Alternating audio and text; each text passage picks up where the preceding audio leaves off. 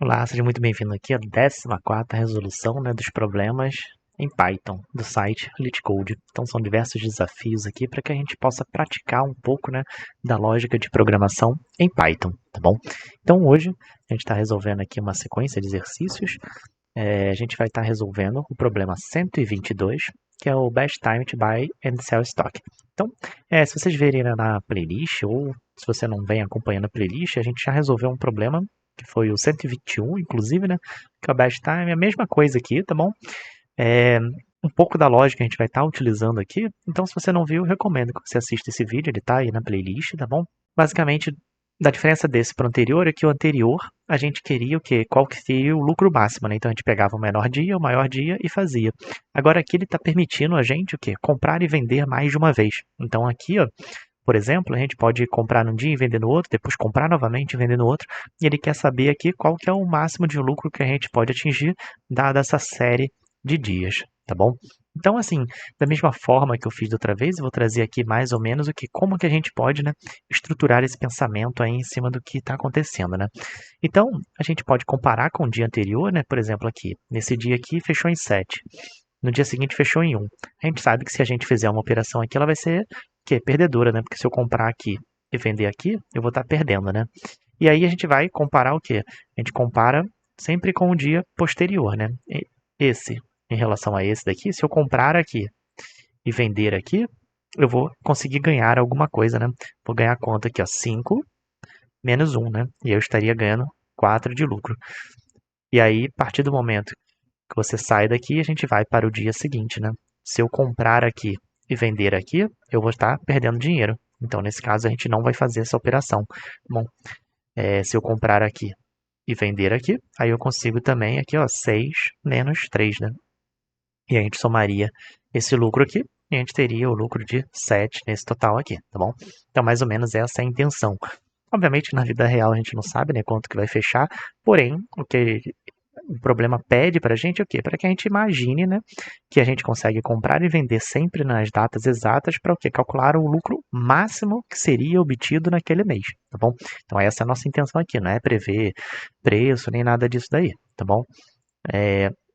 E beleza, então, tendo visto isso daí, a única variável que a gente vai precisar registrar aqui o que é a variável lucro, né? Que ela vai começar como 0, né? E a gente vai incrementando ela conforme a gente vai passando os dias, tá bom? E para fazer esse incremento de dias aí, o que a gente precisa fazer, né? A gente vai fazer assim, ó, for i in range. Aí o range a gente vai o quê? A gente começa ali do segundo dia, né? Porque no primeiro a gente não tem como analisar com nada, né? Então vamos começar sempre do segundo dia para que a gente possa comparar com o dia anterior, né? A gente vai pegar aqui o tamanho de prices, né? E aí a gente agora faz essa comparação, ó. Se o quê?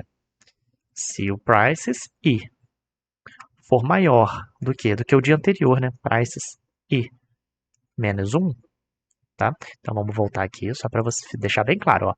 O i, a gente começou a partir do dia 1 aqui nesse caso, né? Do array 1, tá bom? Se o 1 for maior do que o 7, aí a gente quer alguma coisa, né? Se não, a gente não vai querer fazer a operação, porque senão a gente já sabe que ela vai ser perdedora, né? Beleza.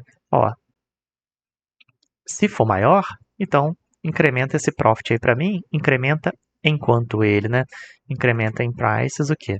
E menos o prices e menos 1, né? Então a gente vai ver exatamente o lucro que a gente teria nessa operação e vai incrementando, né? E aí é basicamente isso daqui que esse problema está pedindo para a gente, tá bom? Dessa maneira aqui, a gente consegue resolver, né? Obviamente que haveria uma maneira aqui bem mais complexa de se resolver esse problema também, tá? Eu preferi não trazer isso daí, porque realmente assim, se a gente consegue resolver de uma maneira simples, não tem por que a gente trazer de uma maneira complexa, né? Porém, se a gente quisesse, por exemplo, registrar aqui, como ele dá no segundo exemplo, né?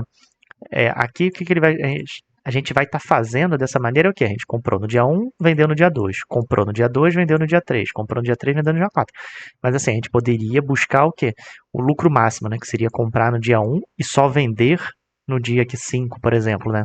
Porém, dessa maneira que a gente fez aqui, a gente viu que passou em todos os testes, o problema foi resolvido, né?